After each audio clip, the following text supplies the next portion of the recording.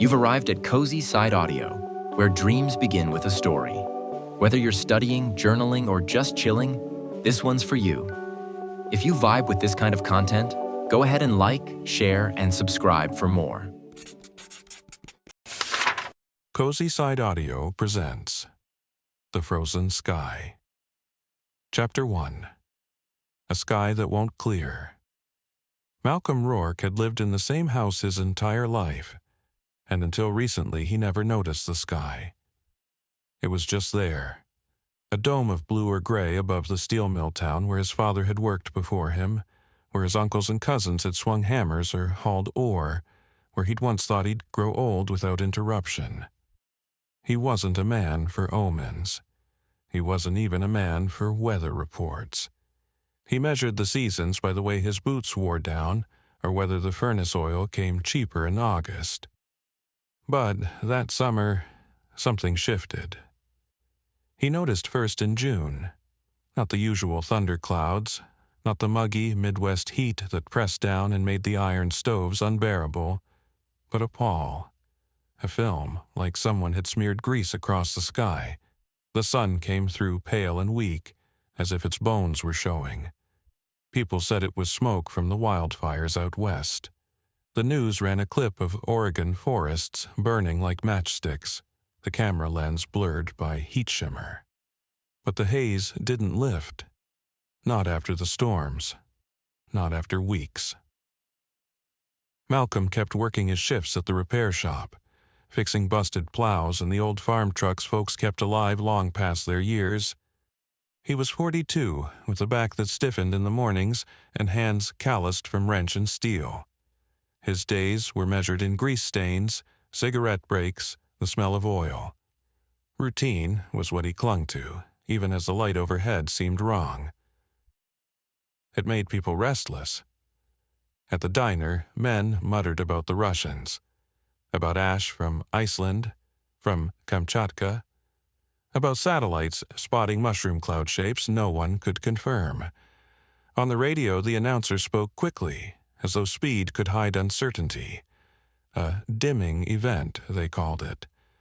Volcanic particulates in the stratosphere, drifting from eruptions no one remembered hearing about. But Malcolm noticed what people weren't saying. The cornfields outside town had stopped their bright green surge. Stalks yellowed at the edges. His neighbor's wife put sweaters on her children at night, July nights. The air carried a chill that didn't belong. He tried not to pay it too much mind. His wife, Claire, would have called him a pessimist, told him not to brood. She'd been gone 4 years now, cancer taking her before the world grew strange. Sometimes he was glad she didn't have to see it. Other times he wanted nothing more than her sharp laugh cutting through the heavy silence that seemed to hang over everything these days. The silence itself was new. Even the birds seemed quieter. The first true sign came one morning in late July. Malcolm stepped onto the porch with his coffee and saw frost silvering the grass. In midsummer. He bent down, touched it, felt the brittle ice that should have belonged to January. His breath came in clouds. By noon, it was gone, melted by the weak sun. But the memory stayed. He didn't mention it at the shop, but when one of the farmers came in for a carburetor, the man asked, "You see the frost this morning?" Malcolm nodded once. The farmer swallowed. Neither spoke again. Life staggered on in fragments. The school delayed its fall opening because heating costs were too high already. Grocers started running out of fresh produce. Shipments delayed. Crops failing in places they shouldn't. There was still bread, canned goods, frozen meat, but the shelves no longer brimmed. At night, Malcolm would turn on the TV and watch foreign anchors speak of tensions escalating and unverified reports. A missile test here, a blackout there. Images of soldiers in streets that weren't American, holding rifles against a backdrop of snowstorms that seemed misplaced for August. He smoked more than he should, sat in his garage, radio tuned low, the static louder than the voices. Once, in early September, a blackout rolled through town. Hours without electricity, the air heavy with unease. Neighbors stood on porches with flashlights, calling across yards like the world had already slipped. When the power buzzed back to life, Malcolm exhaled like he'd been holding his breath for weeks. The sky didn't clear. October. By now, children were wearing coats to school. Car batteries died more often, cold seeping into engines before its time. The frost came every morning, no longer retreating so quickly. The sun sat low, sickly, a weak yolk smeared across cloud. Malcolm began hearing whispers at the diner of nuclear winter, not as metaphor, but as literal fact. He thought of his father's stories about duck-and-cover drills in the 50s, the constant fear of annihilation. But this wasn't a drill. This was something stranger, slower, harder to name. The ash was in the air. He could smell it. Acrid, metallic. Sometimes, when the wind shifted, flakes drifted down like gray snow, stinging the eyes. Children coughed. He coughed too when no one was watching. And through it all, he kept showing up at the shop. Kept tightening bolts, replacing belts, coaxing life from machines. Because what else was there to do? The night it truly hit him was the first night he saw the stars vanish. He had gone outside late, cigarette in hand, expecting the cold bite of autumn air. Instead, the world was muffled, the sky a heavy lid. No stars pierced through, no moon, just a flat darkness, endless, oppressive. He stood there for a long time, smoke curling from his lips, thinking of Claire, of his father, of all the years he'd assumed tomorrow would come bright and ordinary. But the sky wouldn't clear. And for the first time, Malcolm felt the edge of something he didn't want to name pressing against him, like a frost forming inside his chest. The winter hadn't yet arrived, but in his bones he already knew. Something irreversible had begun. The thaw was gone. The world was sliding somewhere colder. And all he could do was watch the first signs and try to tell himself he still belonged in it. Chapter 2. Sparks and Firestorms. It started with the news, as most things did. Or at least, that's where people looked for confirmation of the dread they already carried in their bones. By October's end, the local papers stopped printing every day. Ink shortages, they said, or maybe fuel costs for the trucks. Malcolm had always liked the feel of newsprint between his fingers, coffee steaming beside him while he read obituaries and classifieds before the headlines. Now, the paper came only twice a week, thin as a pamphlet. When it did arrive, the newsprint smudged more than usual. The ink faded. He still tried to read. He wanted something solid, proof that life ticked on beyond the shop, beyond his dim kitchen, but the headlines weren't steadying. Unrest in Minsk, police clash with protesters. Bread lines grow in Ukraine, Turkey. Cargo ships stranded in Atlantic. Markets tumble again. Fed promises stability. Words like stability sounded thinner than the paper they were printed on. At the diner, the talk grew harder, sharper. Men with red hands from cold shifts at the mill argued with teachers still waiting on paychecks. They leaned across chipped counters, voices low, asking what anyone knew about the limited strikes. Reports filtered in like static. American bombers flying somewhere east, missiles tested in the Pacific. A flash in some desert too far away to matter until suddenly it did. The waitress, Delilah, shook her head when arguments rose too loud. "Don't start," she'd mutter, pouring coffee into mugs no one finished. But the talk was unavoidable. Someone always said, "It's beginning." In November, the first riot broke out in the city 2 hours away. Not about politics, not about war, but bread. Grain shipments hadn't come through the rail yards. Stores rationed flour.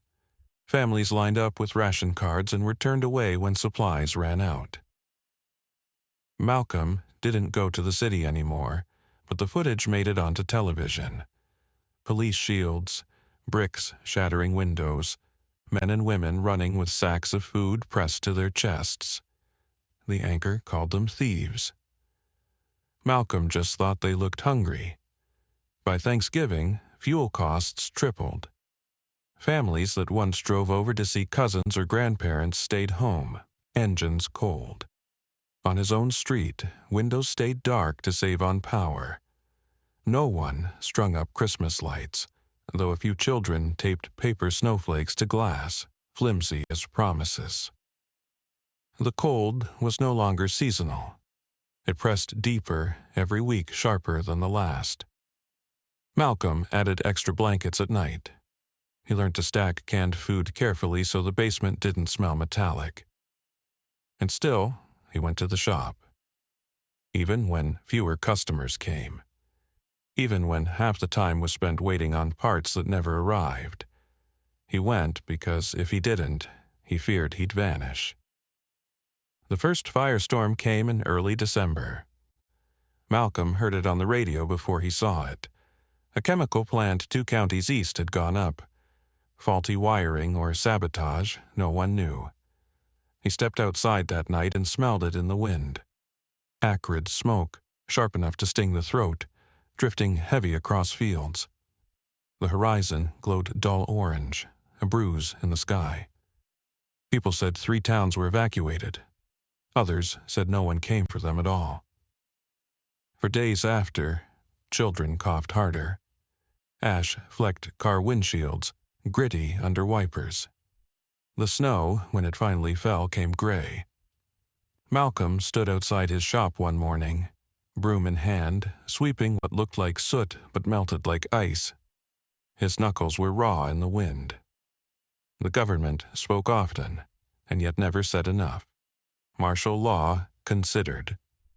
Military ready to assist. Broadcasts interrupted normal programming with emergency tones, only to deliver vague reassurances. But people noticed the convoys. Olive-drab trucks rolling down highways at night. Helicopters circling without warning. The police in town weren't just police anymore. They wore heavier armor, carried rifles on street corners. When an old warehouse caught fire near the rail yard, folks didn't ask if it was an accident. They asked who said it. Malcolm began hearing rumors about the border. Trucks turned away, shipments halted, soldiers posted at crossings. Security, they said. But he remembered the shelves at the grocer, growing thinner each week. The fruit section had shrunk to a single stack of bruised apples. Coffee came in tins half their usual size. One night, standing in line at the store, Malcolm overheard a man behind him whisper, "Canada's shutting their doors. No more grain." No one contradicted him. No one dared. The air carried a new weight that winter, something heavier than ash, heavier than cold. It was suspicion. Neighbors who once borrowed sugar or tools now kept curtains drawn. A woman Malcolm had known since childhood crossed the street to avoid him, though he couldn't say why. At night, flashlights cut across dark yards, searching for what he didn't know. In the diner, the men no longer argued politics. They argued survival. How many bags of rice you could store. Which basements flooded less. Who had a generator? One man muttered, "Doesn't matter. If the grid goes, we're all gone." Malcolm watched his hands around his coffee mug, trying to keep them steady. The sky was stranger than ever. Not just dim now, angry. Colors bled wrong at dusk, purples too deep, reds that looked more like bruises than sunsets. Clouds swirled in ways that suggested storms that never arrived. At night, sometimes there was light on the horizon that wasn't fire, wasn't lightning, just a glow, pulsing faint, as though the earth itself flickered. Malcolm thought of his father's old war stories, how the sky over Europe had burned with bombs. He wondered if some far-off city was burning now, unseen but reflected in their own heavens. Christmas came and went without ceremony. Malcolm didn't put up a tree. The town square, usually lit with strands of white, stood bare, a lonely flag whipping in the wind. On Christmas Eve, he walked downtown and saw the church locked, doors chained. A notice read, "Closed until further notice by order of the state." Snow fell around him, quiet as dust. He thought even faith needs fuel for the furnace. By January, the firestorms weren't accidents. Explosions ripped through a factory near the city. Grain silos went up in flames, one after another, black plumes spiraling into the already smothered sky. Rumors spread like sparks. Foreign agents, insurgents, desperate workers. No one trusted the official lines anymore. At the diner, Delilah poured Malcolm's coffee and whispered, "They're saying this is just the start, that they're clearing ground." He didn't ask who they were. He didn't want to. One evening, a curfew was announced. Broadcast over radio, confirmed by flyers taped to telephone poles. All residents indoors after 9. Violators subject to arrest. That night, Malcolm sat in his living room, cigarette glowing, and listened to boots echoing down his street. A convoy rumbled by, engines shaking his windows. The glow of headlights cut across his walls. He didn't sleep. The sparks had become firestorms, yes, but worse was the feeling Malcolm couldn't name. It wasn't just fear. It wasn't just the cold. It was the certainty, slow, gnawing, that the world he had known wasn't simply changing. It was being dismantled, piece by piece, until nothing recognizable remained. And the work of dismantling had only begun. Chapter 3. The Starvation Year. The first thing Malcolm noticed that summer was how the air never quite warmed. He remembered sweating through his shirts in July once, working overtime on repair crews, the kind of sticky heat that clung to his skin. But that year, what people started calling the Starvation Year, he wore his jacket even in the afternoons. Crops had gone pale and stunted in the fields outside town. Corn that once stood tall came up knee-high, brittle, already yellowing. By August, the farmers stopped bothering. They left the withered rows to rot and leaned against fence posts, chewing nothing, eyes hollow. A dust hung in the sky that wasn't quite smoke and wasn't quite cloud. Fine ash still settling from volcanoes half a world away. Nobody cared about where the eruptions had happened anymore. It was enough that the sun had dulled to a copper coin, a weak and sullen thing. The grocery store shelves emptied. First the bread and milk, then flour, sugar, salt. Malcolm saw fights over sacks of rice, a man breaking another man's jaw for a tin of beans. Soldiers showed up outside the distribution center with rifles, herding lines into neat queues, but even that failed within weeks. Deliveries stopped coming. The highways had frozen into barricades of abandoned cars, and trucks never arrived. Malcolm tried to keep his life together. He still showed up at the garage where he worked, though fewer cars came in. Nobody had fuel anymore. He spent his days cleaning tools, tinkering with half-dead engines, pretending there was a future in it. His boss, a wiry man named Denton, stopped paying wages after the second month. "Nothing to give you," Denton said, voice flat. "Stay if you want, go if you don't." By the third month, the garage was boarded up. Food ration books appeared. small slips of paper printed by a municipal office that had lost power 2 weeks later. Malcolm traded one book for 3 cans of peaches that tasted metallic and sweet, the syrup clinging to his throat like guilt. He stretched them across weeks, spooning small amounts each night as though ceremony could make it last longer. Neighbors began to vanish. First the ones who had money. They packed cars and fled south, chasing rumors of warmth. Then the ones who had nothing. Their houses stood silent, curtains drawn, the smell of rot drifting when the wind shifted. Once, Malcolm saw 2 boys carry their mother's body into the woods. They didn't cry. They just dug with bare hands in frozen soil and covered her with stones. The air itself betrayed them. Ash collected in his lungs, fine grains he coughed up in black streaks each morning. Children in town hacked up blood. Schools closed, then reopened as soup kitchens, then closed again when the supplies failed. The local paper stopped printing after one last edition. Supply lines broken. Expect severe shortages. The riots were worse than hunger. Malcolm watched one outside the shuttered supermarket. Men with bats and iron pipes smashing through the doors, soldiers firing warning shots. Warning shots turned into real shots when the crowd surged. He ducked into an alley, pressed himself against the bricks, hearing the screams echo like wounded animals. That night, the street glowed orange from burning storefronts. Water became scarce. The tap sputtered, then coughed out nothing but brown sludge. People dragged buckets to the river, but even that ran shallow, coated in a greasy film.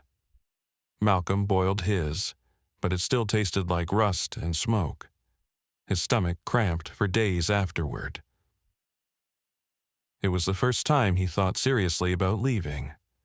The town he'd known, neighbors grilling in the summer, kids riding bikes, had transformed into something unrecognizable. Every face looked sharp and suspicious.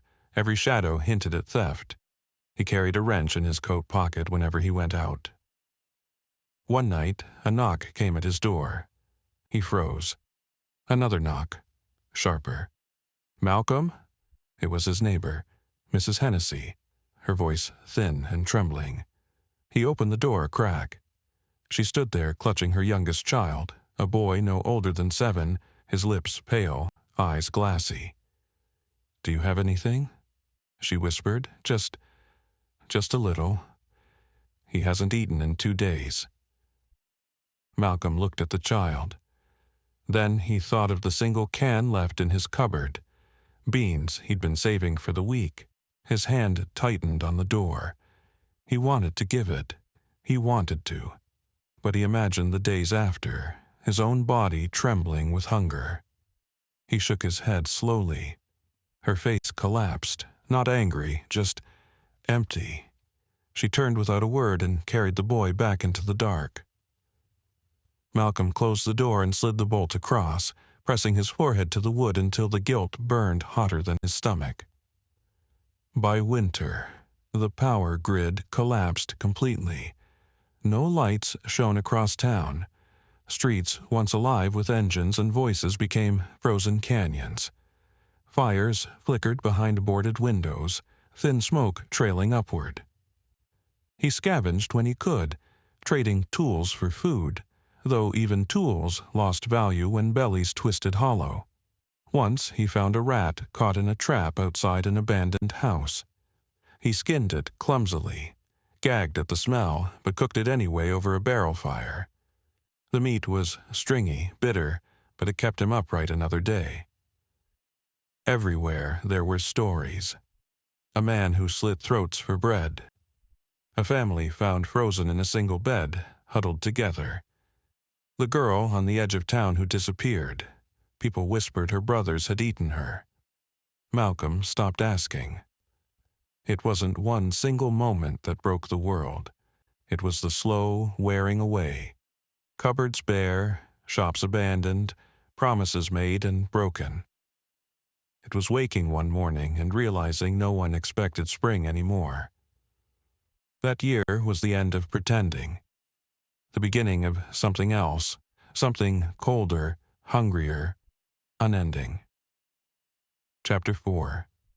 The First Snow That Never Melted. The first flakes came earlier than anyone expected. Late September, when the leaves should have been burning red and gold. Malcolm remembered standing outside the shuttered garage that morning, watching the air fill with tiny drifting motes. At first, he thought it was ash again, but when he reached out, one landed on his glove and melted into a drop of water. Snow.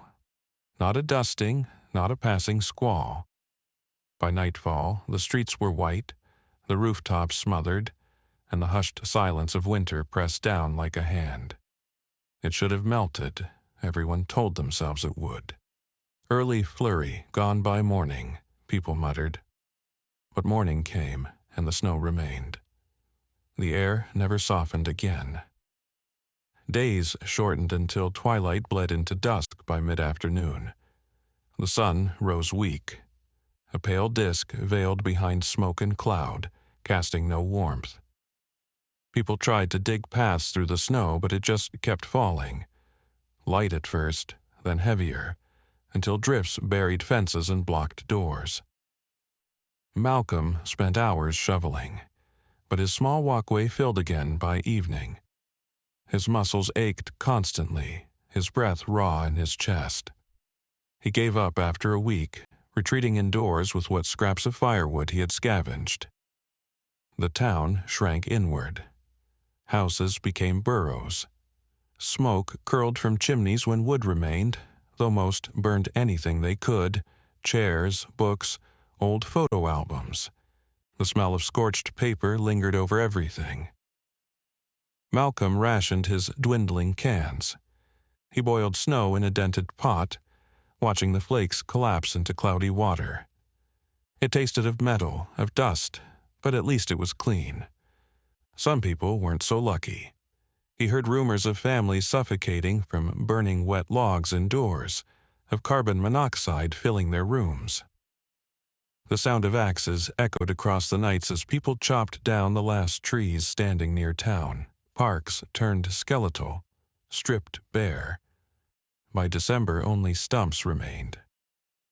Hunger drove people to desperation. Malcolm woke one morning to find his doorframe pried at, claw marks around the lock.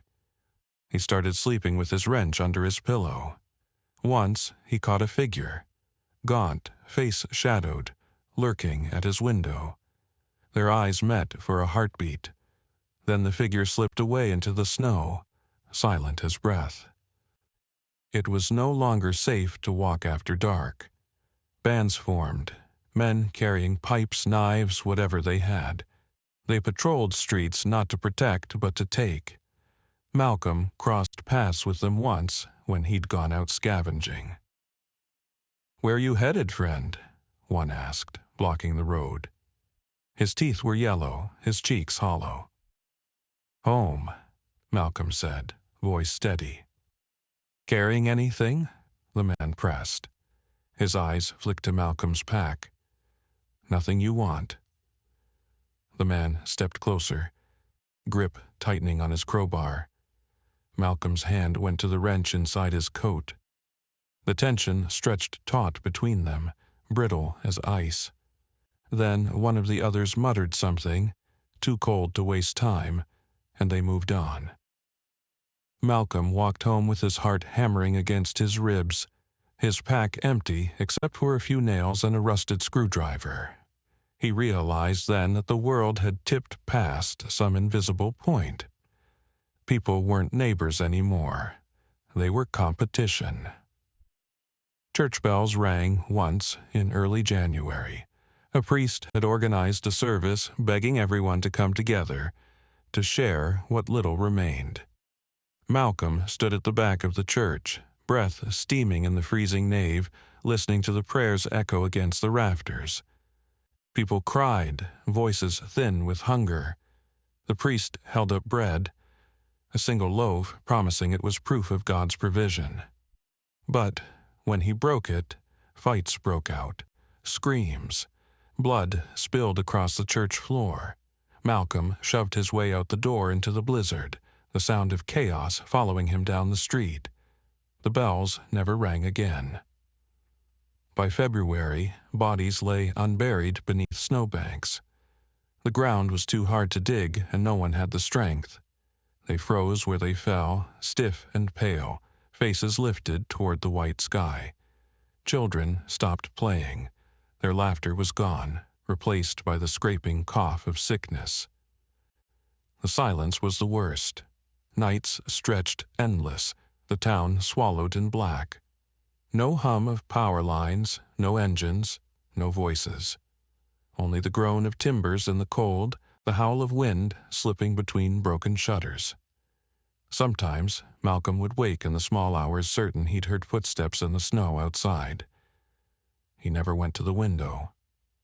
His world became the size of 4 walls.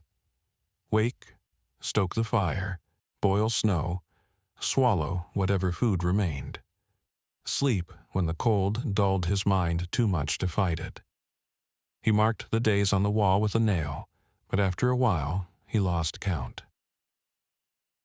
One morning in March, he opened his door to find a bird collapsed on the steps. Its wings were rimed with frost, its eyes glazed. He held it in his hands, feeling how light it was, how fragile. Hunger urged him to eat it, but he couldn't bring himself to. He buried it beneath the snow, whispering something like an apology. The snow never left, spring never came. The world had settled into a permanent winter, one that no fire could thaw. Malcolm stopped asking if it would end. He learned instead to endure. Chapter 5. Whiteout. Wanderer, 5 winters and not one spring. Malcolm woke to the groan of the wind flexing the sheet metal skin of the warehouse and lay still, hands tucked under his armpits, counting his breaths. The cold taught you to count. Lose track, and you spent yourself on panic. The cot under him was a door balanced on 2 sawhorses. His sleeping bag was patched with duct tape gone dull and brittle. A plastic tarp hung from rebar to make a tent inside the larger room, a pocket of trapped breath where the air was only slightly less murderous. He listened. Wind. A loose length of chain tapping metal somewhere, the soft tick of the candle's last wax freezing in its cup. No footsteps. No whispering fabric. No human sound. Rule 1. Listen longer than you think you need to. He slipped free, every movement deliberate. He did not shiver hard. He rationed even that. He pulled on his outer layer, stitched canvas parka, fur at the hood gone mangy, and worked his feet into boots he had resoled twice with a rubber cut from a snowmobile track. Laces were paracord, half of them melted together from a stove mishap 2 winters back. He flexed his toes until the pins and needles became sensation. Outside the tarp, the warehouse held old machines like fossils, conveyors laced with rime. A forklift sunk to its axles in ice that had risen floor level and frozen solid. He had come in last night by a seam at the loading dock where snow drifted like poured flour. He'd left his sled tucked under the conveyor with its duffel. Stove tin, fuel bottle, a bundle of scavenged wire. The copper more valuable than food sometimes because food turned into waste and copper turned into heat. Rule 2. Carry your heat in parts. Tinder, spark, metal. Never all in one pocket. He packed quick. The whiteout had started sometime before dawn. He could hear it in the way the wind's voice thickened, the way the world beyond the dock door went blank and howl. He wrapped a scarf over his mouth and nose, slid goggles down. The glass was scratched and yellowed. He'd taken them off a mannequin in a sporting goods store whose roof had come down under snow. The mannequin's hand had broken off in his, still gripping a plastic snowshoe. He shouldered the pulling harness, clipped it to the sled, and stepped out. The world erased itself at 10 paces. The warehouse, a shadow. The snow, a living thing. Fine crystals hurled horizontal, biting exposed skin through any seam. You learn to make your world small, a line in your mind from one known thing to the next. He tied his tether, the old static rope he kept looped to his belt, off to the door handle and paid it out as he moved. A lifeline in a world that could turn you around in your own footprints. Rule 3. Tie off when the sky is blind. Pride is a fast way to die. He moved hunched, one hand on the sled's bow, the other out in front like a blind man's cane. Somewhere past the grain silos lay the interstate, and just beyond that a row of low buildings he hadn't hit in 2 years. Plenty of time for entries to drift shut and doors to shift under snow, maybe enough time for scavengers to forget them. The map lived behind his eyes, not on paper. Paper tore, paper blew away. He'd traced streets and alleys so many times he could have walked them in sleep, had walked them in sleep, waking once to find himself standing in a stairwell with a crowbar in his hand and no memory of rising. He reached the end of the rope and tied a second length to it, then a third, until the warehouse was a weight far behind him, and there was only white and the hiss of ice against his hood. He checked his compass, a toy, really, from a child's knapsack, but the needle still found south. He didn't trust it in storms. He trusted the sastrugi underfoot, the wind-carved ridges that told you where the last storm had pushed. The new storm lay over them like a veil. He knelt, scraped with gloved fingers until he felt the old shapes, then adjusted himself a few degrees and kept moving. Rule 4. Believe what the ground tells you before what the needle says. His breath warmed the scarf and then froze it. Every few minutes he lifted it and cracked it like a plate, shook ice out, pressed it back again. He counted paces. At 100 he stopped and listened. The sound of the whiteout made its own silence, a roar that left no gaps. But sometimes, through it, other sounds bled. Metal clanking, voices, the low engine hum of a group with fuel to burn. Nothing today. He moved on. He knew the difference between fear and alertness now. Fear wasted heat. Alertness saved it. By mid-morning, though morning had meaning only because the wind was fractionally less cruel, he made the interstate by feel. A wide openness underfoot, the edges softened by drift. He stood in the middle of 6 lanes of buried America and drank a mouthful of melted snow from the bottle tucked inside his coat. Water froze solid on your hip. Water carried inside your layers remembered your body and stayed liquid. He tilted his head back and let the thin trickle coat his throat. He didn't allow himself more than a mouthful. Wanting was constant. Giving in had to be rare. Rule 5. Drink from your heat, not against it. There were shapes in the white. Half cars, the tops of semis, a road sign whose green paint was a shock in the monochrome world. He passed the plow he'd slept in 2 winters ago, still tilted on its side like a dead animal. A word was spray-painted across it. Turn back. He had considered scrawling "to what" under it. But even in a world this empty, messages attracted people, and people attracted worse. He found the buildings he wanted by the way the wind changed, buffeted at one step, sheltered the next, and by the smell that waited just under the ice, old oil and mice. He probed with the metal ferrule of his staff until the tip struck something hollow. He excavated with short, efficient strokes of his shovel, pushing snow and refreezing crust until a corner of a door showed. The handle moved grudgingly under his glove, locked once. The lock had long since surrendered to rust and cold. He pried. Snow slid in. Darkness opened like a mouth. Inside, the whiteout dulled to a steady whisper.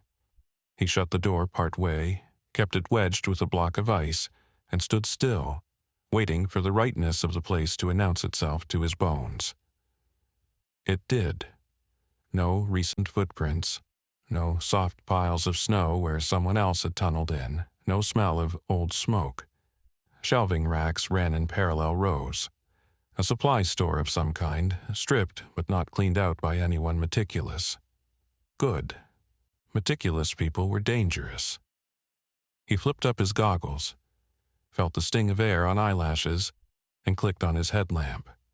3 blinks, then a steady dim disk. He worked the aisles with the discipline of a man measuring beats. Top shelves first, people took what they could reach. Back corners next, people missed what they couldn't see. In the shadow of a collapsed pegboard he found a crate of cotter pins, useless for hunger but gold for repairs. In a drawer he found 2 boxes of roofing nails and a handful of machine screws. He taped them to the sled's side pouch, everything in its place. Organization meant speed. Speed meant fewer minutes with your back turned to a doorway. Rule 6. Inventory is the difference between a camp and a grave.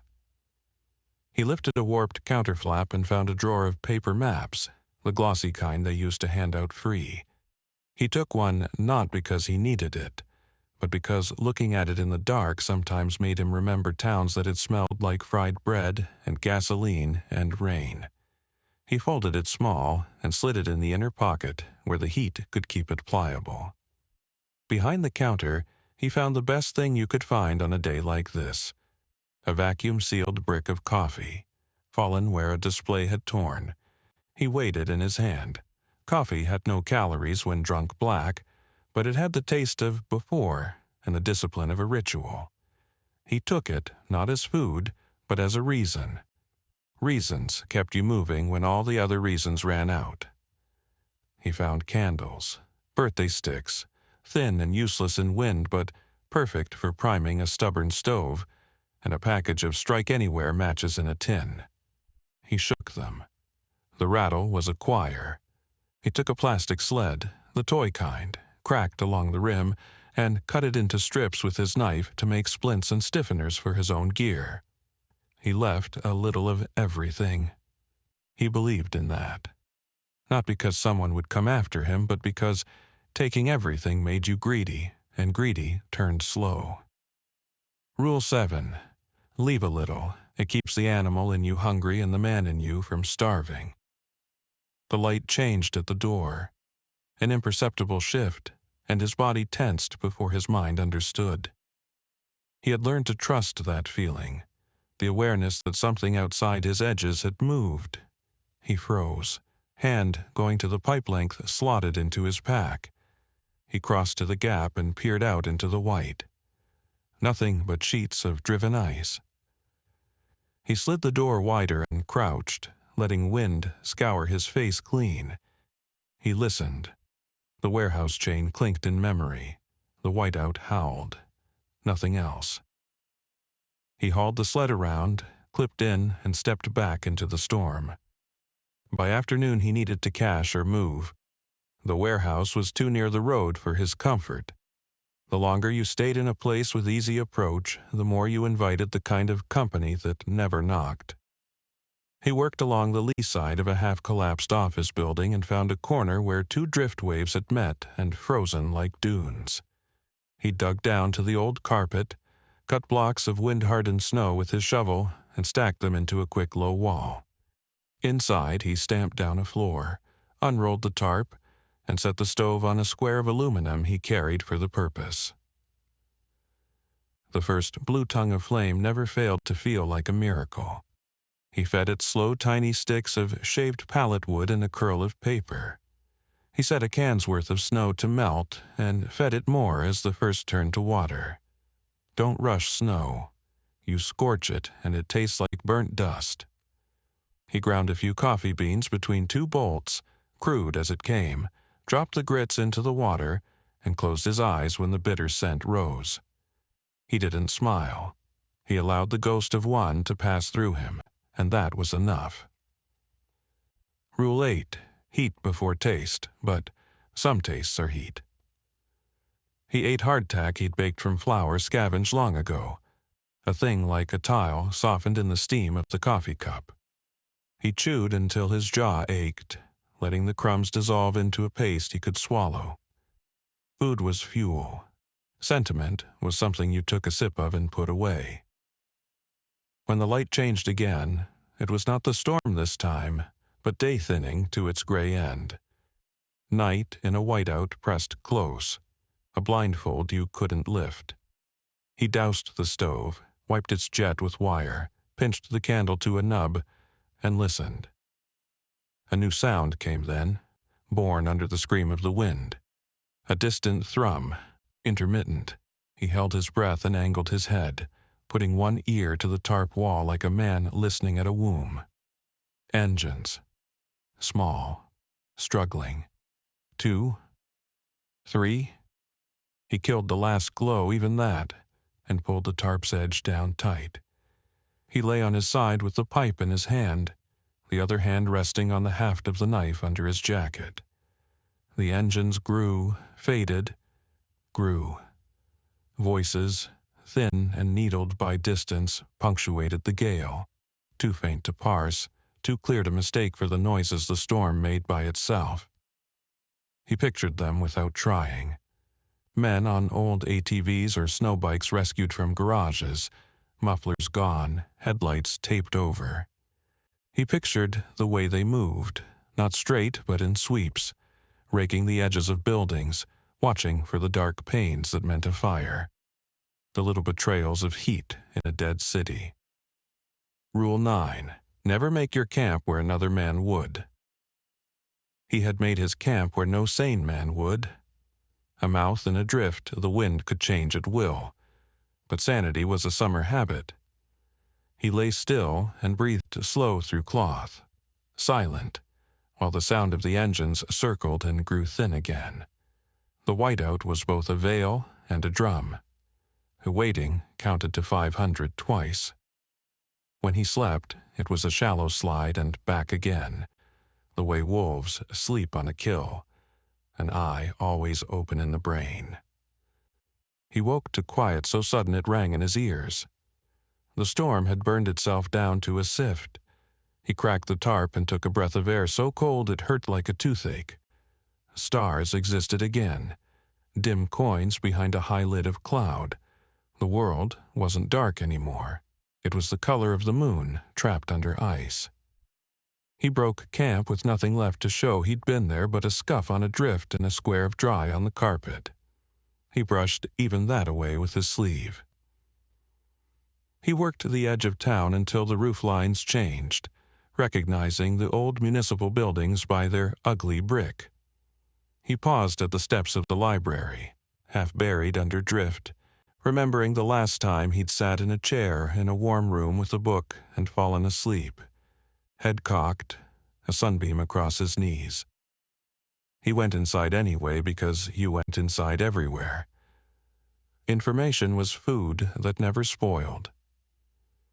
He knew where to look: the back office, the drawer with forgotten maintenance supplies, the janitor's closet where he found a length of hose perfect for siphoning and a funnel he could crush flat and pop open later. He found a roll of heavy trash bags. Bags meant insulation, meant vapor barrier, meant life.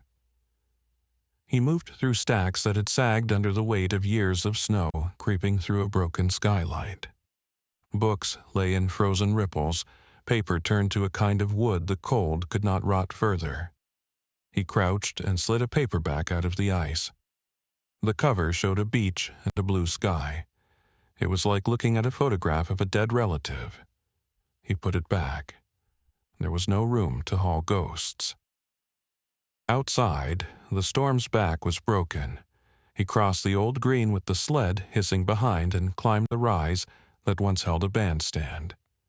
From there, when the air cooperated, you could see the river, a muscle through the white. You could see the water where the current kept ice from closing, a long vein of black.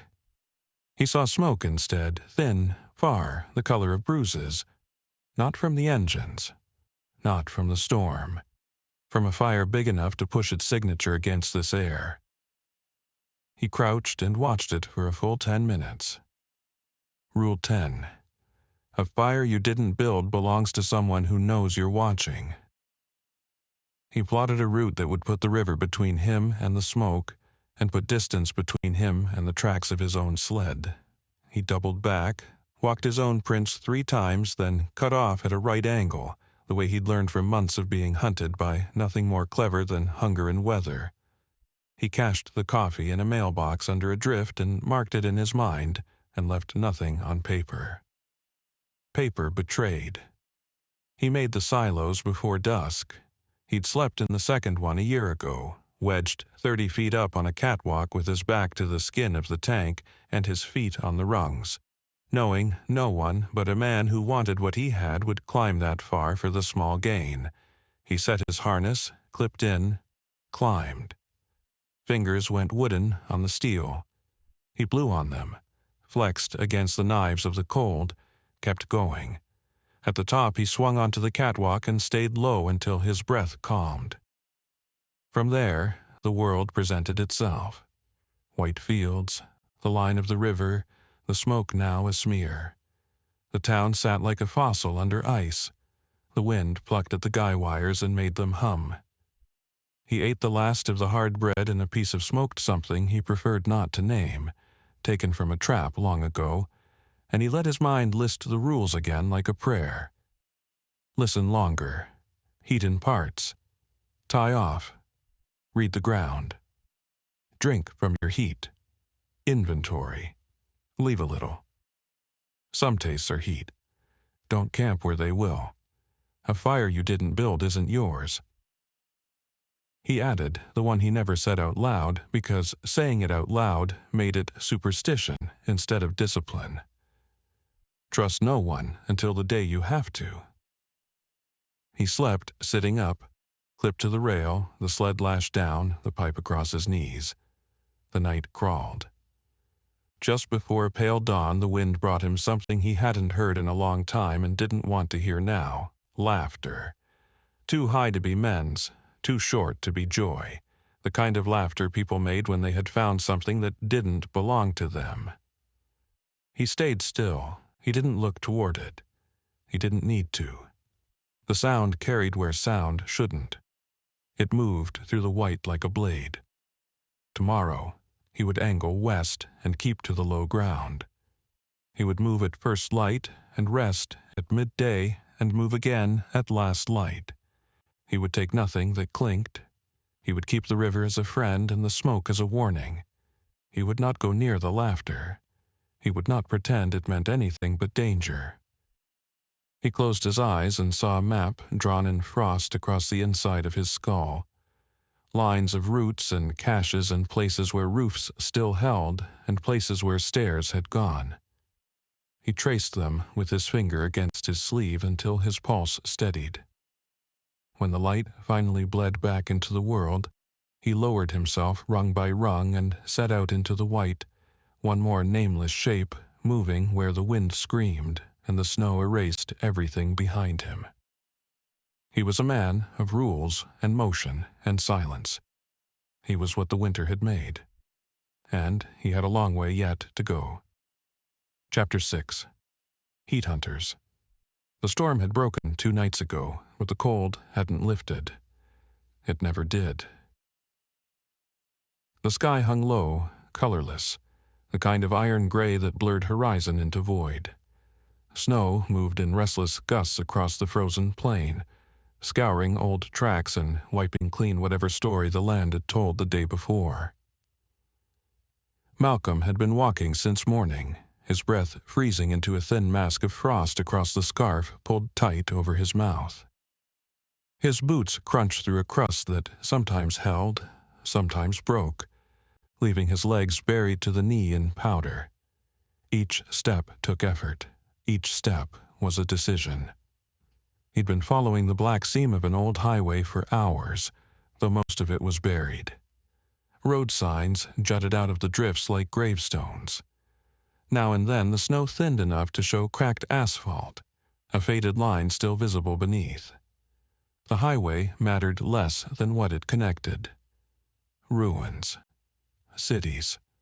Places where warmth might still linger, where supplies might be stashed, where danger always waited. By noon, he'd found the shell of a truck overturned in the ditch.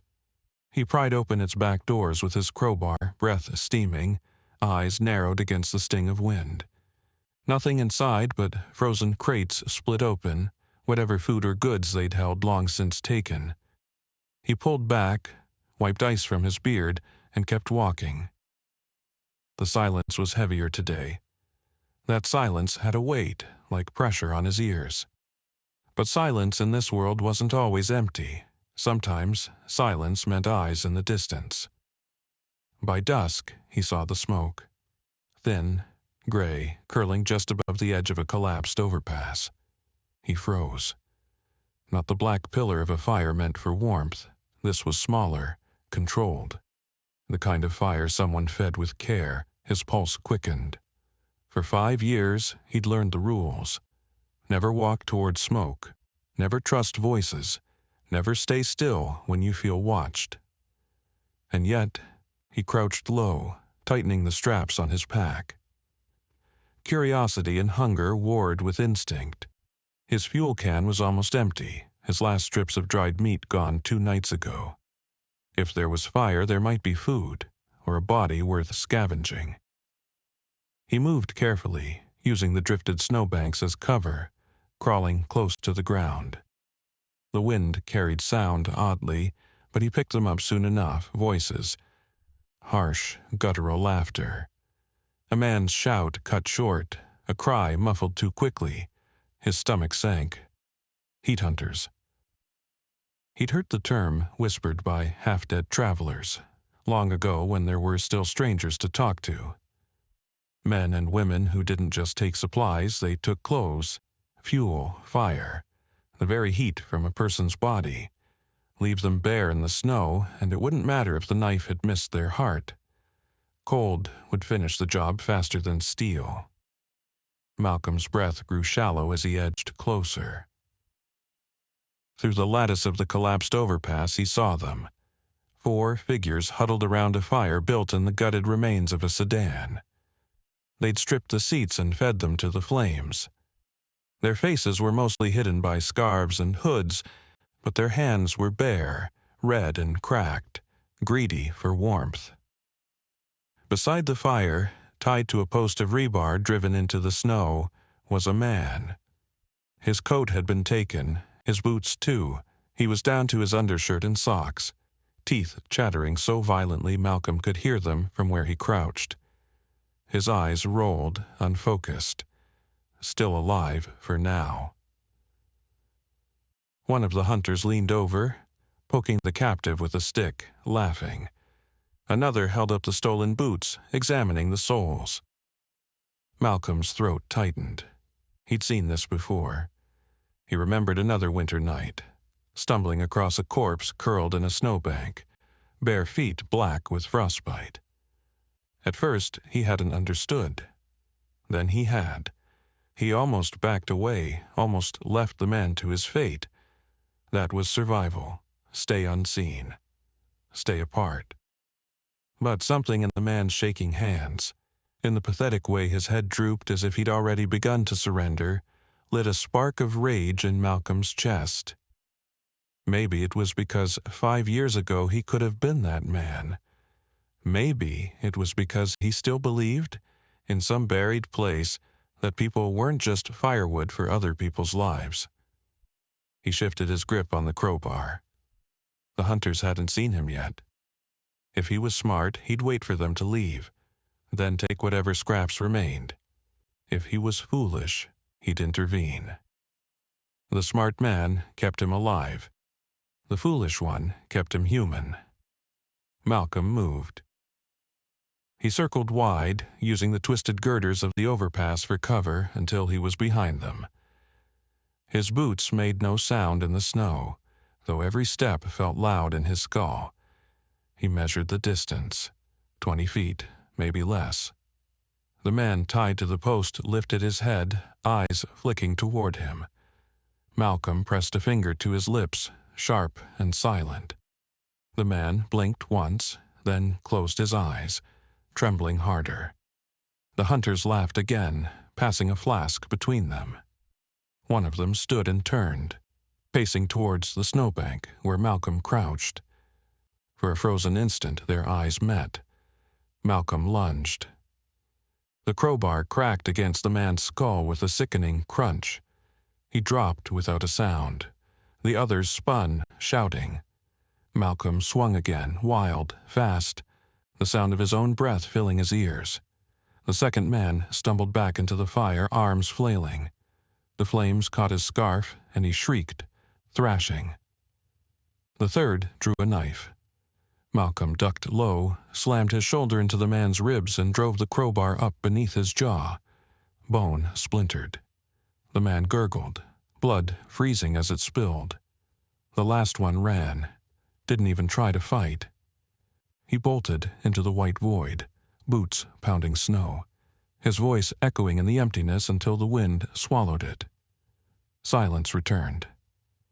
Malcolm stood over the bodies, chest heaving, crowbar slick with blood. His arms trembled. He hadn't moved like that in years, hadn't let himself feel the fury that still lived beneath the ice of survival. The man tied to the post whimpered. Malcolm turned. His knife cut through the rope with effort. The fibers were stiff with ice. The man slumped into the snow, skin already waxy with frostbite. You shouldn't," the man stammered through cracked lips. "Save your strength." Malcolm hauled him up, shoved the stolen coat back over his shoulders. It was too thin, not enough, but better than nothing. The fire still burned in the gutted sedan. Malcolm shoved more wood onto its scraps from the overpass, one of the hunter's jackets. The flames caught quickly, smoke curling into the darkening sky. The rescued man crouched beside it, hands shaking as he held them out. Tears froze at the corners of his eyes. He looked at Malcolm as though it's something impossible. You didn't leave me." Malcolm said nothing. The world outside the glow of the fire was endless dark, endless cold. Out there, the last hunter still ran. Out there, others would be hunting too. Tonight, for the first time in a long time, Malcolm had chosen fire over silence, and he knew the cost would follow. Chapter 7. The Cannibal Camp. The wind carried no mercy that day. It cut across the frozen plain with a high keening, like knives drawn along glass, the kind of sound that rattled in your bones. Malcolm had learned long ago not to flinch at the cries the earth made now. Wind, shifting ice, steel groaning under its own rusted weight. Noise was survival's background. Silence was worse. Silence meant you were alone long enough for something else to find you. He pressed on anyway. The remains of a settlement lay ahead, a scattering of low shapes half buried under drifts. He hadn't meant to approach it. He avoided human places whenever possible. Cities were tombs. Outposts were traps. But hunger dragged him forward. His belly had been eating itself raw for 3 days. His pack rattled emptily, nothing inside but a few frozen strips of rabbit meat gone hard as stone. Enough to chew, not enough to live. Malcolm adjusted the scarf across his mouth, ice crystals crunching where his breath had frozen it stiff. One glove clutched the crowbar at his side, the other dragged the sled where he kept scraps of scavenged wood and his thin blanket. A miserable caravan, but it was all he owned. The camp had once been a cluster of prefabs and hunting cabins. He counted 7 shapes through the snow, all tilted under the weight of drifted roofs. Thin trails of smoke stained the sky. A deception. He knew it the moment he saw it. The color was wrong, too pale, the plumes too steady. It wasn't real fire smoke. Someone was burning damp cloth or chemicals, trying to lure the desperate with the promise of warmth. His gut told him to turn back, but his legs carried him forward anyway, as though hunger had more authority than instinct. He moved cautiously, circling wide. At the edge of the settlement, he stopped. The first sign was the smell. Death didn't rot the same way in this world. The cold, preserved flesh gave it a brittle sharpness, a metallic stink that clung to the tongue. Malcolm had smelled it before. He hated that he could recognize it. Then he saw the bones. They lay in a heap behind one of the cabins, stacked like firewood. Femurs, ribs, vertebrae.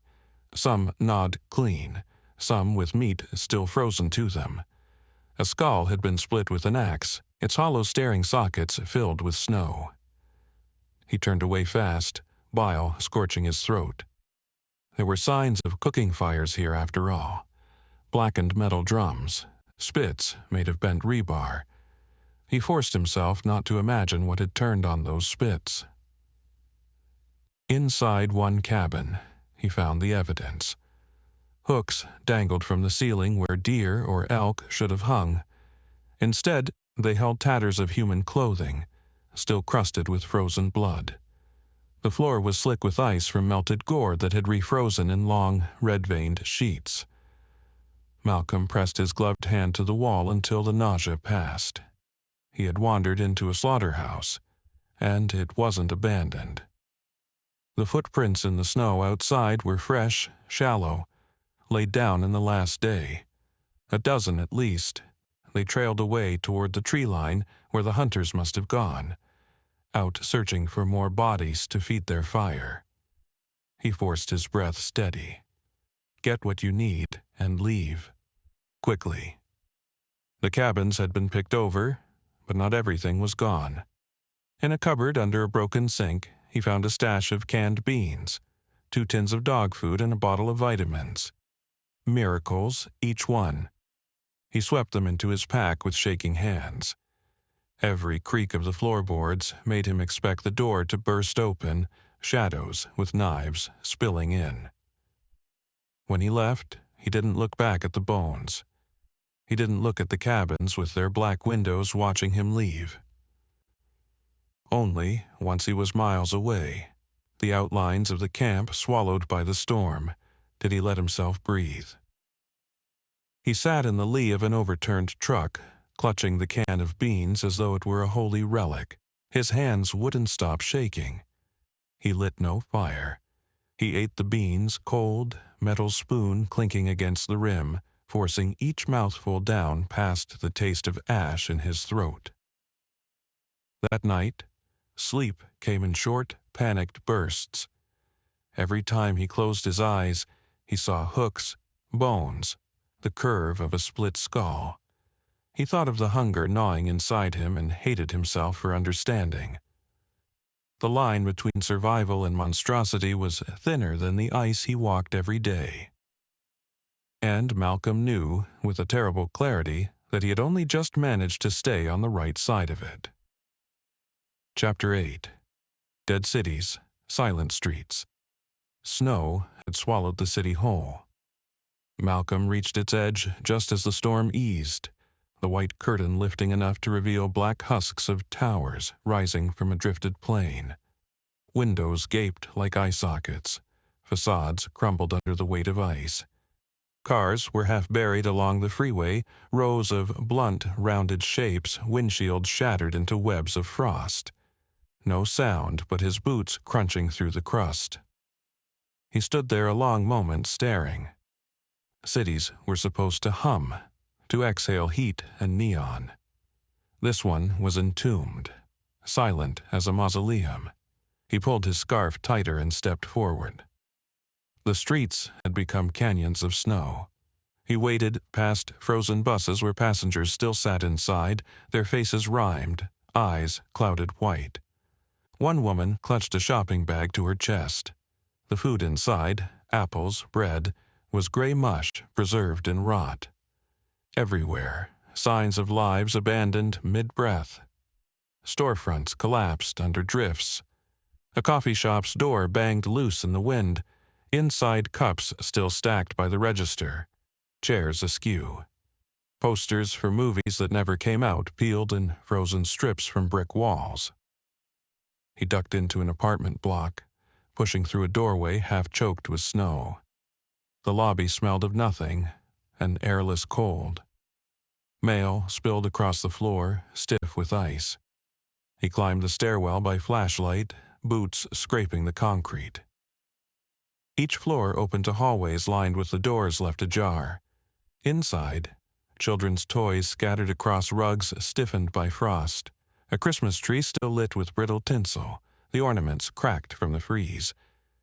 In one bedroom, a family lay under quilts, huddled together, mouths open as if caught mid-breath. Snow had sifted down through the broken ceiling, layering their bodies. Malcolm shut the door without touching them. He scavenged carefully, as always. Kitchen drawers yielded a handful of rusted cans, their labels unreadable.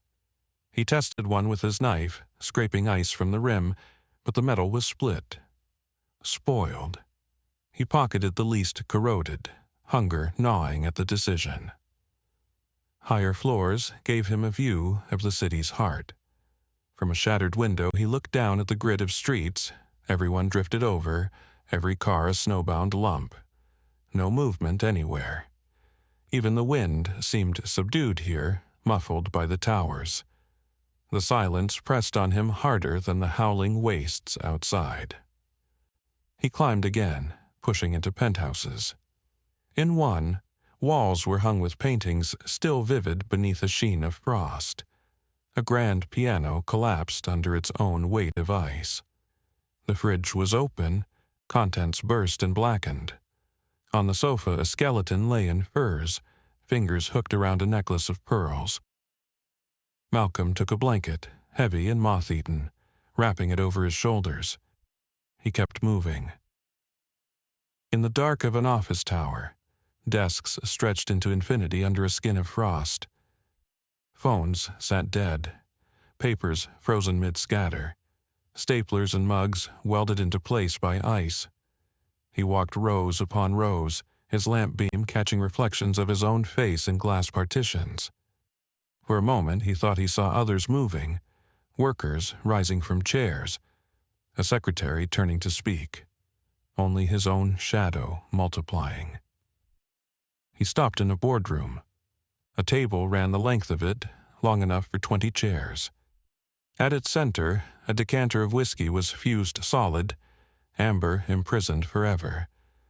The city was a tomb, and he was its trespasser. By nightfall he found shelter in a department store. The mannequins unnerved him most, standing in rows, their arms raised in gestures of greeting or warning.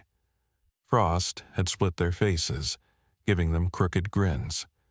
He built a fire in a pile of broken shelving, the smoke bleeding upward into the collapsed ceiling. The flicker cast shadows across the mannequins until they seemed to lean closer. He ate sparingly, the meager can of beans more ice than food. Hunger only sharpened the silence.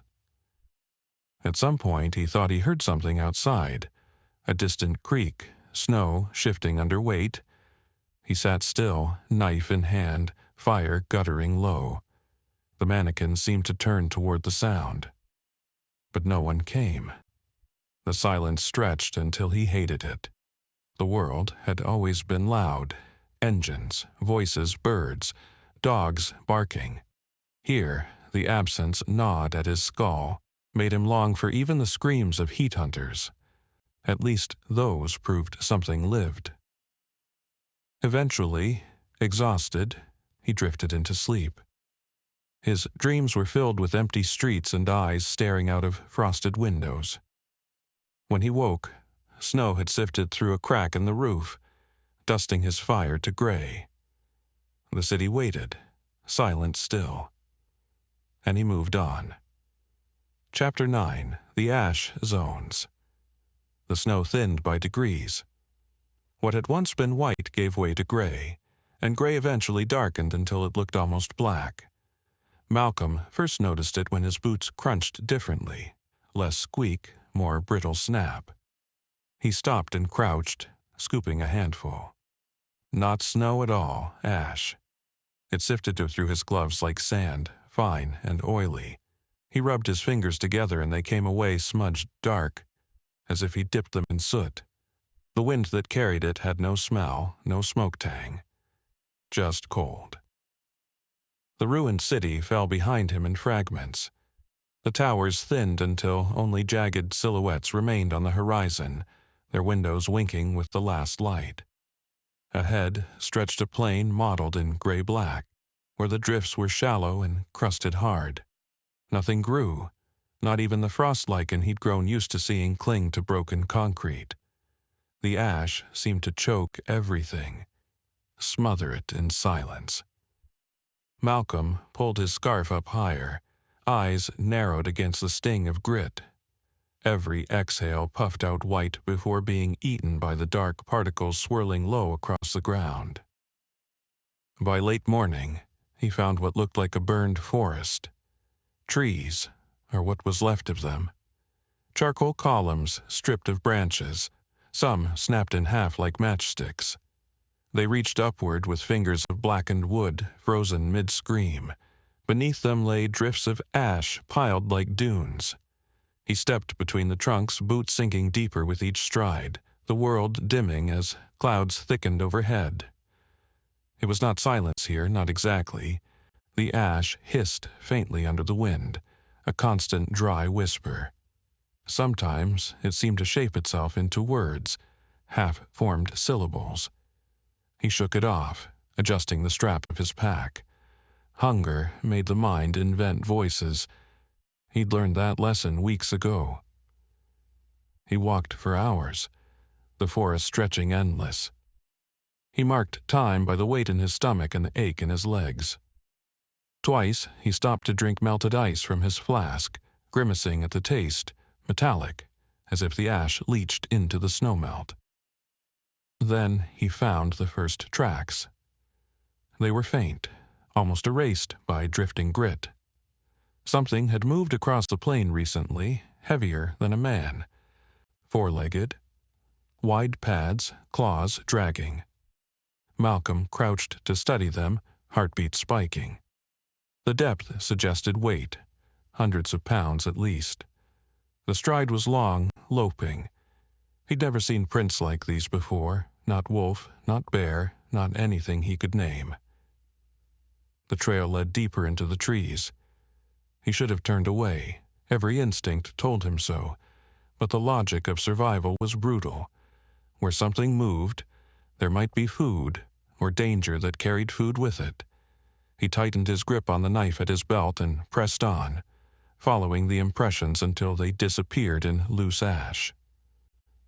The forest ended abruptly at a hollow, as if the earth had sunk inward. Malcolm peered over the edge. A basin stretched below, its floor a patchwork of cracked ice and black sand. At the center yawned a fissure, a jagged wound in the ground that exhaled a faint vapor. The fog rising from it glowed faintly green. He froze. The vapor rolled out slow, curling upward before dissolving into the cold air. No heat. His face prickled with chill rather than warmth, but the light unnatural, pulsing faintly as though in rhythm with some buried heart. The tracks led directly toward the fissure. Malcolm backed away, steps slow, careful not to dislodge more ash than necessary. He could taste metal on his tongue, bitter and sharp. His head throbbed faintly. He wanted to leave, to find clean snow again, but the plain stretched wide behind him. No cover, no food, only the dead forest and the glowing wound in the earth. By dusk, he had no choice but to shelter nearby. He found a shallow crevice at the basin's rim and wedged himself inside, building a wall of ash and stone to blunt the wind. He lit a small fire, feeding it scraps of wood stripped from the dead trees. The smoke rose sluggish, blending with the drifting gray. The light from the fissure never dimmed. Even as the sky went black, the fog pulsed faintly, staining the ash with green shadows. That night, he dreamed. He dreamed of eyes opening beneath the ground, enormous and lidless, staring upward through layers of ash. He dreamed of voices muttering in a language he almost understood, syllables crawling like insects inside his skull. He woke with his hands clenched into fists, teeth grinding, fire reduced to glowing embers, and he wasn't alone. Across the basin, on the opposite rim, a figure stood silhouetted. Too tall. Its arms hung long, fingers nearly brushing the ground. Head cocked. It did not move, not even when Malcolm sat upright, breath caught in his throat. He reached for his knife, hands shaking. Blinked. The figure was gone. The basin lay empty again. Silent, but for the endless hiss of ash. Malcolm stayed awake until the faint blue of dawn spread across the plain. His eyes burned, his stomach cramped with hunger. He told himself it had been the fire's shadow, distorted on drifting fog. Nothing more. But he didn't go near the fissure again. Instead, he turned west, toward what looked like skeletal towers jutting on the horizon. Another ruined city, half swallowed by black dunes. His boots left a trail behind him, quickly filled by ash. The whispering followed him all the way. Chapter 10. The Black City. The towers appeared at first like teeth breaking from the horizon. Stark black against the wan daylight, their angles jagged, leaning, warped.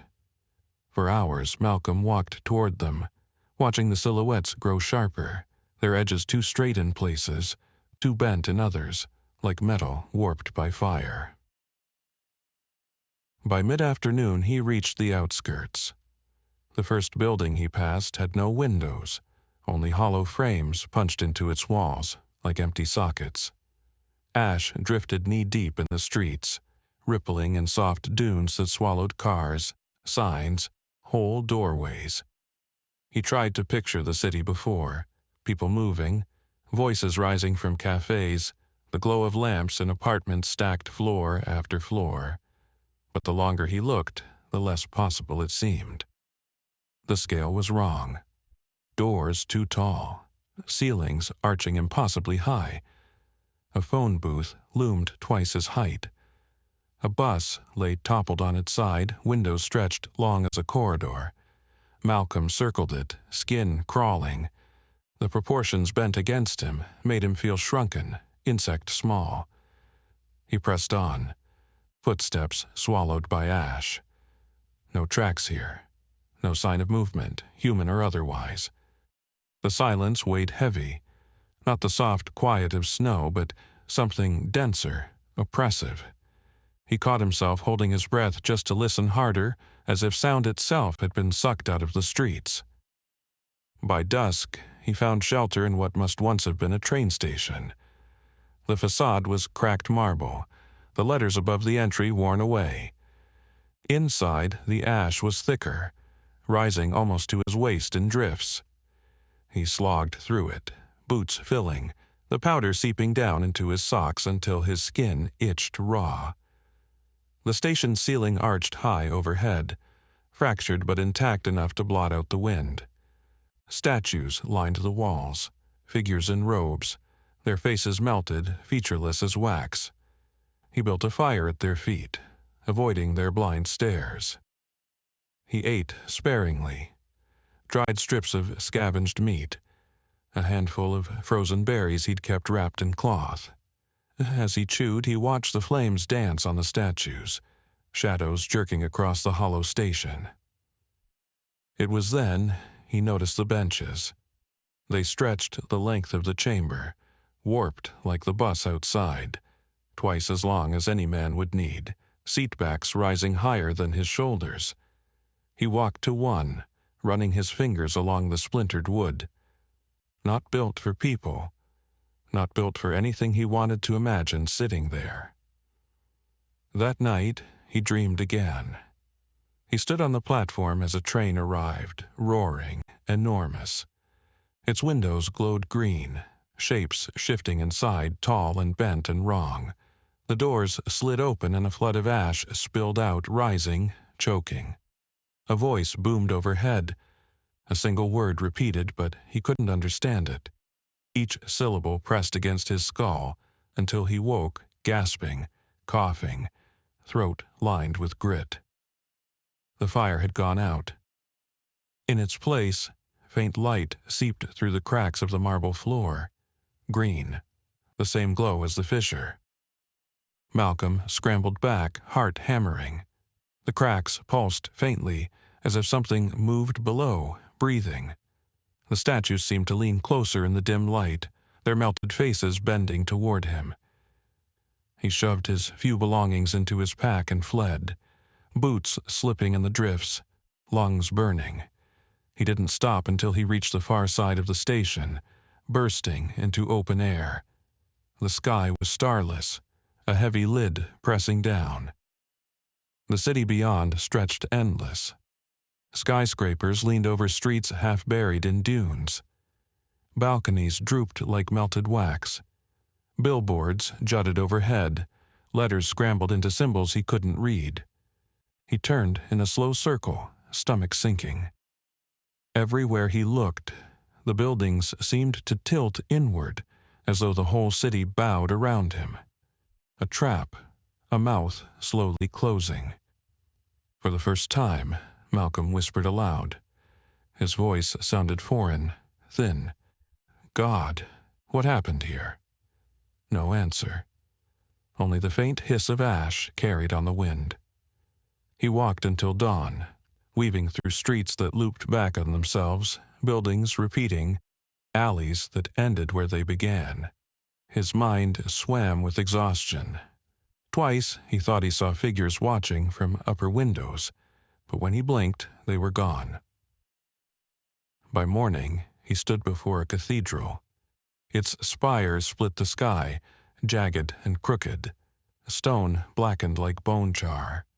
The doors yawned wide, ash spilling down the steps like a tongue. He should have turned away, but hunger gnawed him hollow, and something in his chest pulled him forward. Inside, the pews stretched row after row, warped tall like the benches in the station. Stained glass hung in shattered fragments, the images unrecognizable, faces too long, too many eyes, limbs bending backward. At the altar lay a figure, not stone, not statue, flesh. It was vast, its body stretched across the dais, ribs arched through as if it had been burned hollow from within. The skull was elongated, jaw distended wide, teeth spiraling like gears. Its eye sockets glowed faint green, faintly pulsing, and ash streamed endlessly from its mouth, drifting upward as if gravity had reversed. Malcolm staggered backward, breath caught, his stomach twisted, bile rising. He wanted to scream, but his throat locked. The thing did not move. It only breathed, and the city breathed with it. Chapter 11, The Hollow Choir. Malcolm didn't remember leaving the cathedral. He only remembered stumbling into daylight, air heavy in his lungs, ash sticking to the sweat on his face. His chest ached with each breath. He had walked too far without food, without water, nerves frayed to threads. The spire still loomed behind him when he looked back, bent against the sky like a broken needle. Even from a distance, he swore he could hear the faint rasp of the thing's breath echoing down the streets. He kept walking. By midday the wind rose, thick with grit. The ash lifted in waves, choking the air until he could barely see.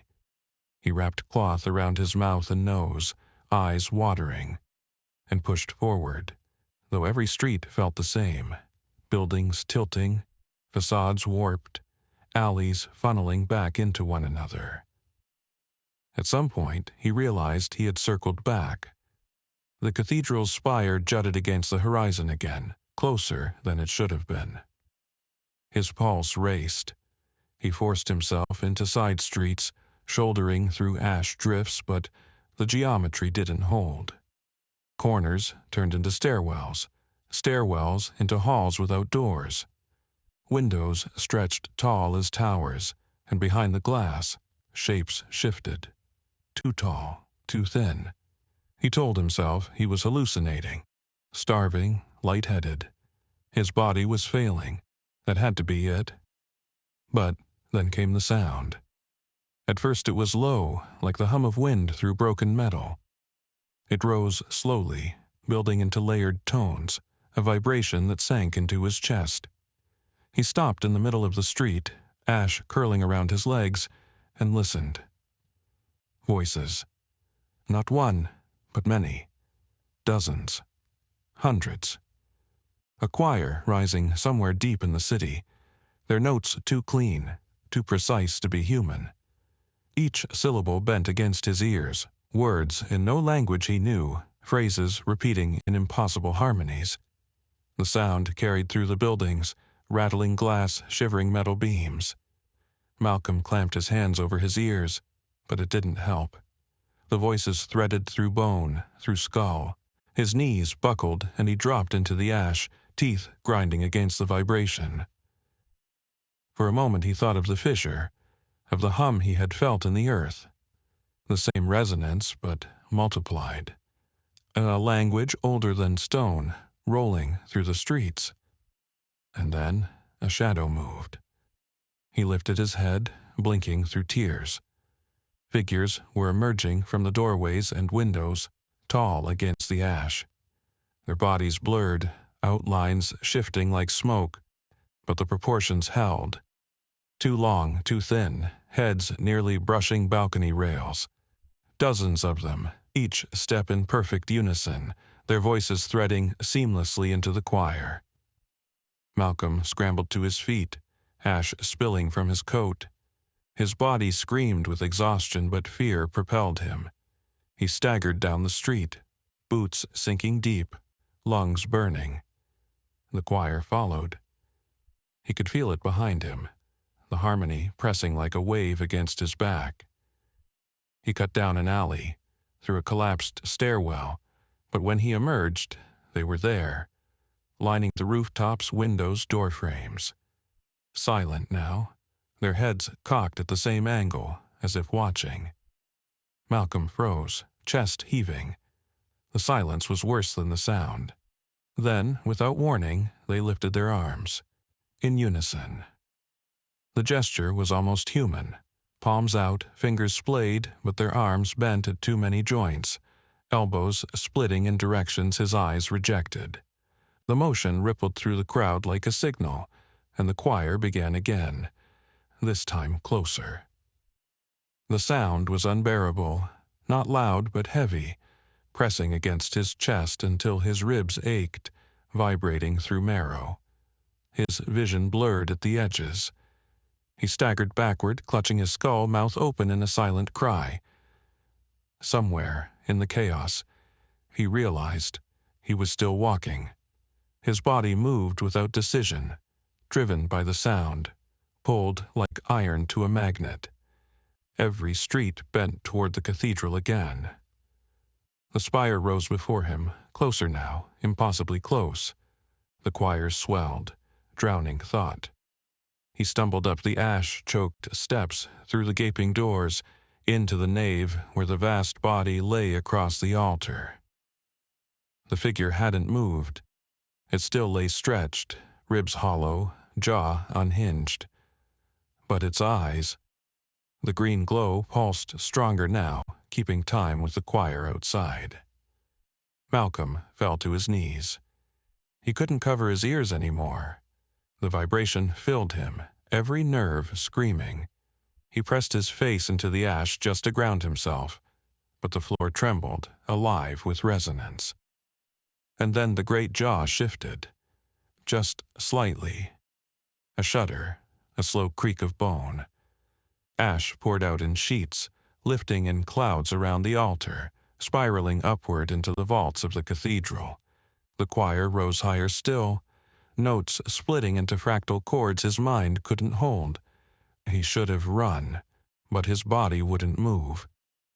He raised his head, ash clinging to his skin, and looked up at the hollow face. The ribs spread wider. A long breath rattled through the chest cavity, and the ash swirled tighter, forming shapes above the altar. Limbs, heads, bodies half-formed. They stretched and dissolved, stretched again, never whole. A voice tore through the choir, separate, vast. It did not speak a word he knew, but Malcolm understood the meaning anyway. Come closer. Chapter 12. The Ash Breath. Malcolm rose without willing it.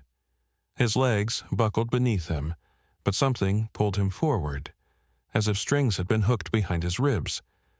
The air itself dragged at him, thick with the choir's vibration, every note sinking deeper than lungs. The altar loomed ahead. The body stretched across it like some discarded relic. He wanted to turn, wanted to flee, but his steps dragged him closer, closer still, until the glow of its eyes filled his vision. The green light didn't shine, it pulsed. It wasn't light at all. It was something denser, heavier, a resonance that hummed against his teeth. He reached the foot of the altar and stopped. The thing's jaw hung wide, cavernous, ribs stretching with each long, rasping draw of breath. Ash poured in and out of the cavity like tidewater. It carried the taste of iron, of bone dust. The choir outside surged higher, as if urging him forward. Malcolm pressed his hands against his skull, nails digging into his scalp. His own voice slipped out of him, broken and desperate. Stop. Please. Stop. The figure's chest expanded. The sound inside it shifted. And then the breath exhaled. The ash hit him like a storm. He staggered back, arms flung up, but the cloud swallowed him whole. It was warm, clinging, coating his skin until he couldn't tell where his body ended. His mouth opened in reflex, gagging, but the ash filled his throat, his lungs. He tried to cough, to vomit it out, but the breath pressed deeper, forcing itself inside him. He collapsed, palms digging trenches in the drifts, body racked in spasms. His vision fractured, walls warping, ceiling stretching away, the green glow splitting into 100 mirrored eyes. The ash wasn't choking him. It was changing him. Every nerve burned. Shapes clawed behind his eyelids. Streets folding into themselves. Towers rising like teeth. Shadows moving in endless repetition. He felt the choir inside his skull now, every voice winding through marrow, through blood. He tried to scream, but the sound never left his throat. The ash carried it back down, folding his cry into the resonance. And then, clarity, terrible and sharp. He was not alone inside his own head. Something vast moved beneath thought, too large to fit inside language. It pressed against him, curious, probing. His memories flickered, his home, the fissure, the endless walk through the city. The thing touched each one, not with recognition but with the weight of something learning. He begged it silently to leave him. He begged it not to see. It lingered. And then, like a hand withdrawing, the presence pulled back. The ash lifted away, pouring from his mouth, his nose, rising in slow spirals to the cathedral's vaults. He coughed until blood speckled the floor, chest heaving, skin slick with sweat and dust. The choir outside went silent. For the first time in hours or days, Malcolm heard only his own breath. The silence roared in his ears. He lay on his side, shaking, the green glow dimming back into its hollow eyes. But something remained. The resonance still hummed in his bones, faint, impossible to shake. When he pressed his palm to the floor, he felt it. The beat of the city's breath, alive beneath the stone. Malcolm curled against himself, teeth chattering. He had survived, but he had taken the ash into him. And he knew, with sick certainty, it hadn't let go. Chapter 13. The Girl in the Snow. The wind had a way of making you forget what silence was. It howled across the flats, rattled loose tin, screamed through the skeletons of buildings. Malcolm Rourke had walked so long with that endless shriek in his ears he almost believed it was his own blood, a noise leaking out from his bones. Days blurred together that way, white sky, white ground, gray breath, hunger as constant as frost. That morning, he'd broken camp in the ruin of an office tower, a place where the windows were all gone and the walls leaned like a drunk about to fold. The cold had gnawed at his toes all night, forcing him to stomp awake every few hours. No fire smoke meant eyes, and eyes out here meant knives. Instead, he'd wrapped himself in a rotted curtain he'd found and imagined the fabric still carried warmth from the last hand that touched it. It hadn't. He moved at dawn, what little of it there was. The sun rose as a pale disk behind slate-colored clouds, casting no shadow, offering no heat. He chewed on the last scrap of dried meat he'd stripped from a wolf weeks ago, gnawing until his teeth scraped bone. He spat out a splinter. His stomach growled anyway. Hunger was like the weather, you got used to it until it surprised you by how bad it could get. The city he picked through had no name anymore. Maybe it had once been Cleveland, or Columbus, or something else swallowed by snow. The signs were gone, either buried or stripped for fuel. All that marked the place were the husks of cars, their frames half submerged in drifts, their windows blasted white with frost. Once, children had been buckled into those back seats. Once, radios had played commercials. Now they were metal coffins. Malcolm checked each vehicle as he went. Not because he expected much, just habit. Sometimes you got lucky, a half-rusted can in a trunk, a thermos wedged under a seat. Today, luck was thin. 2 frozen corpses in one sedan, mouths open in an eternal scream, their skin waxy and flaking from the cold. He shut the door gently, the way you might close the eyes of the dead. By mid-afternoon, he felt the ache in his legs that warned of storm. His bones had become better forecasters than the sky. He scanned for shelter and found a low structure ahead, half buried in drift. The faded lettering read Community Rec Center. He pushed through the doors, their hinges shrieking, and stepped into stale dark. Inside smelled of mildew and dust. The main hall was a cavern where the floorboards had buckled under ice. Basketball hoops dangled on their chains like nooses. He prowled through the shadows, flashlight beam jittering across walls decorated with the ghosts of old posters. Youth Swim Club. Holiday Raffle. Each one a relic of a world no one would ever raffle in again. He found the locker rooms intact, though stripped bare. The benches were splintered, the lockers pried open long ago. Still, he claimed a corner, laid out his tarp, and unrolled what remained of his blanket. For supper, he boiled a little snow in his dented tin pot. The heat of the small fire licked at his face. He stared into it until the flames blurred, and he thought briefly of home. But that was a dangerous habit. Home was dead. Best not to resurrect ghosts. The storm came at nightfall. Snow slammed against the rec center's walls, a constant battering. The roof groaned, joints popping in protest. Malcolm doused his fire quick, no smoke to betray him. He huddled into his coat and listened to the world tear itself apart. Sometime, deep in the night, between gusts, he heard another sound. At first, he dismissed it as part of the storm. The wind could imitate anything if you listened long enough. Screams, voices, music, the frozen wasteland liked to mock memory. But this noise persisted, ragged and weak, a knock, faint, deliberate at the far doors.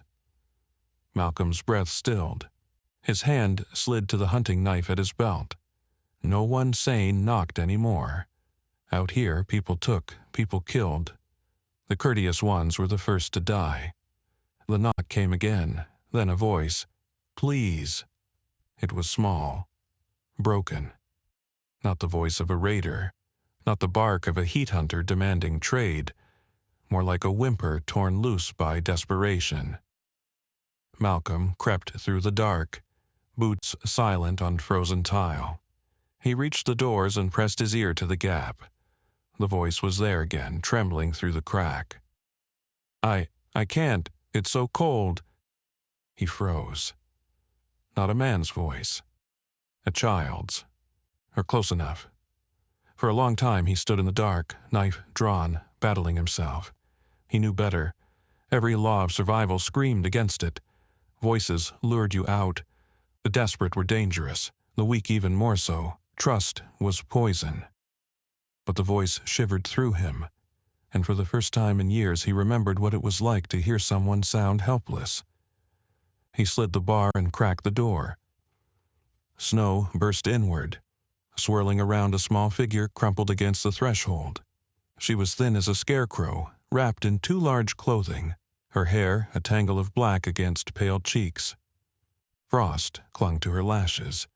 She blinked up at him with wide, fever-glazed eyes, lips blue, skin raw from cold. "Please," she whispered, "don't shut it." Malcolm's jaw tightened. He glanced out into the storm, no shadows lurking, no ambush waiting, just the endless white. He dragged the figure inside and slammed the door. She collapsed on the floor, coughing weakly.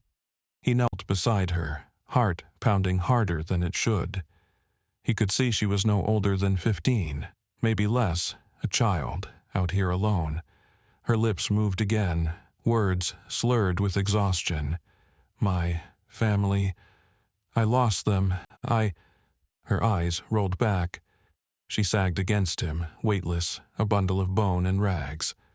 Malcolm caught her before her head hit the floor. And for the first time in half a decade of silence, he wasn't alone.